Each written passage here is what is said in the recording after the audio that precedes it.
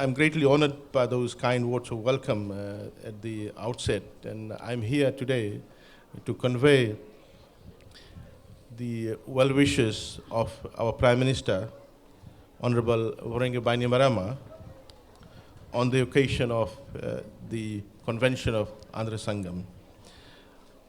Our Prime Minister Bainimarama joins me in thanking you all for inviting myself as a rep of the government to open this convention.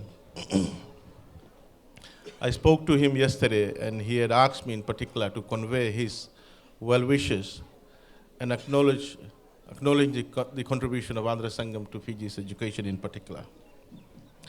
Ladies and gentlemen, we meet here today for an institution noted for innovation, a division noted for progress, and we also meet here to celebrate the achievements of an organization noted for the tireless pursuit of knowledge. Indeed, we stand in need of all three, for we meet at a time of change and challenge.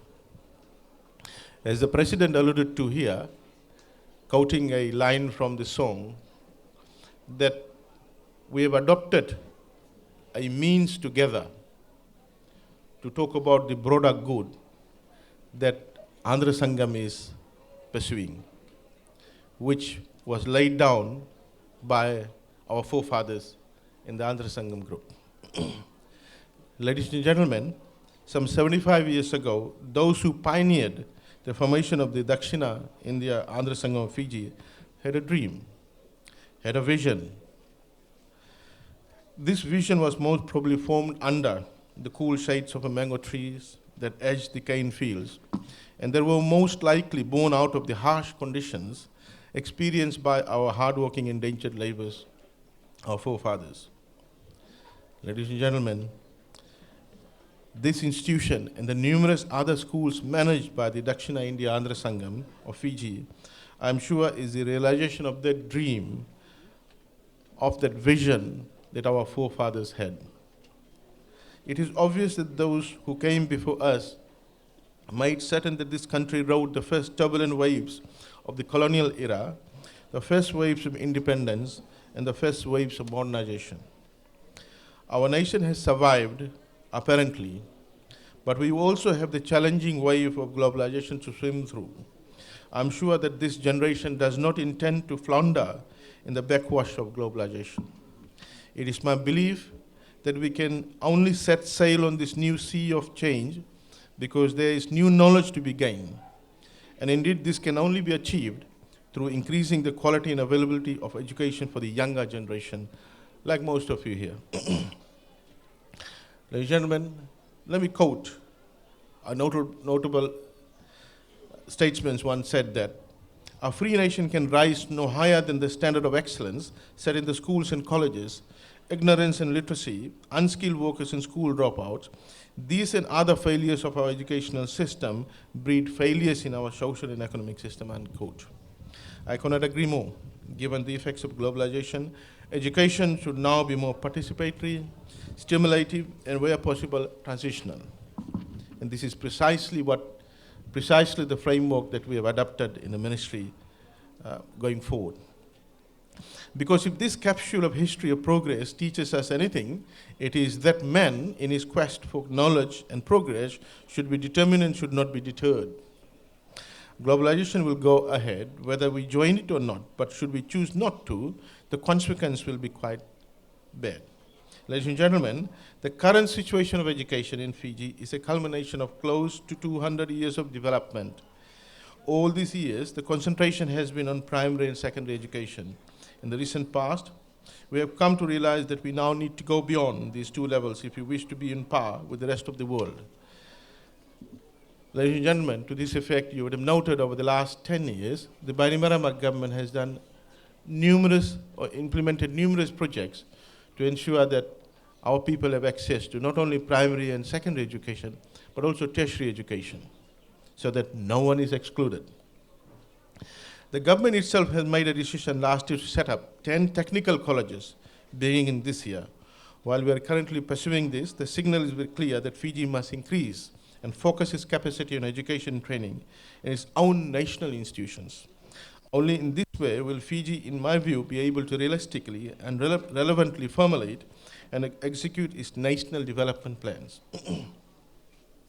Fiji, of course, has paid heavily for its shortage of graduates. We keep hiring consultants and we keep paying hefty salaries for offshore graduates. Ladies and gentlemen, this provides its own opportunities, own benefits to a country when we have consultants and expertise from outside.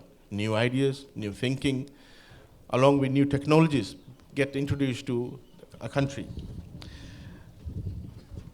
But this cannot provide a sustainable solution to growth and development of a country if we don't nurture homegrown talent. Indeed, ladies and gentlemen, today we can churn out our own graduates who can think and create for our own nation an economy and a model that will enable our country to be independent in every sense of the word. Education is of paramount concern to the national interest as well as to each individual. Today, we indeed a new standard of excellence in education, matched by the fullest possible access to education opportunities, enabling each citizen to develop his talents to the maximum possible extent.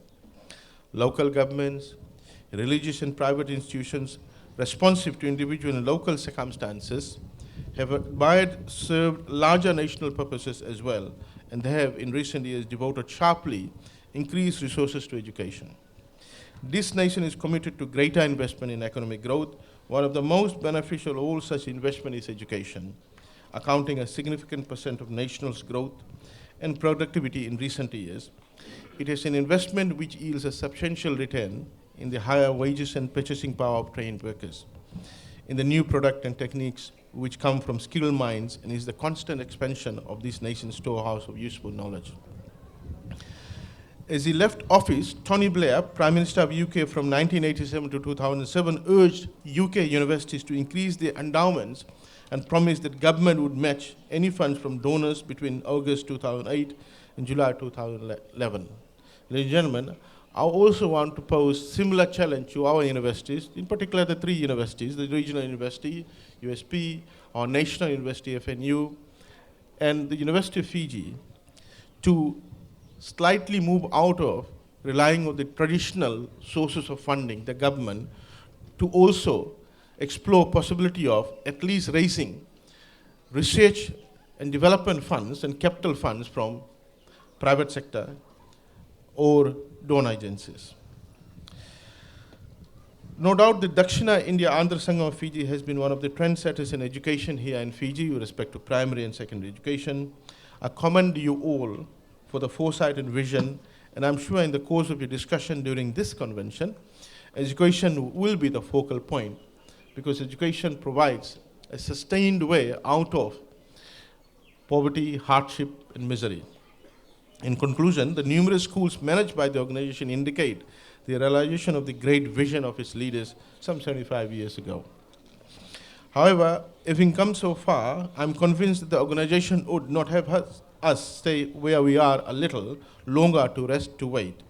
The organization was not built by those who waited and rested and wished to look behind them. Rather, it was shaped and developed by those who had the will to conquer all obstacles and to keep moving forward. It is my hope that during your deliberations, these 3-4 days, the discussions will follow the great and laudable traditions which were put in place by your predecessors. Theirs was a great tradition which you must maintain with increasing strength and increasing vigor. The Dakshina India Andhra Sangam of Fiji, as you and I are aware, is a national coordinating body. It's a national movement which has contributed immensely to the education sector in Fiji, along with other cultural and religious bodies. I, for one, have been privileged to be part of this great organization, and I look forward to your continued contribution to molding and nurturing an extraordinary range of scholars and creative thinkers for Fiji, unless and until we are able to create and produce critical and creative thinkers, we will not be able to push the boundary in any particular society or community or country. Ladies and gentlemen, I thank you very much indeed for your time, and to conclude, I join our government, members of the cabinet, and in particular, Prime Minister Honorable Onengabai Marama, in declaring open the 75th annual convention of the Dakshina India Andhra Sangam of 2015. Dhanyavad Vinaka and Namaskaram. Thank you.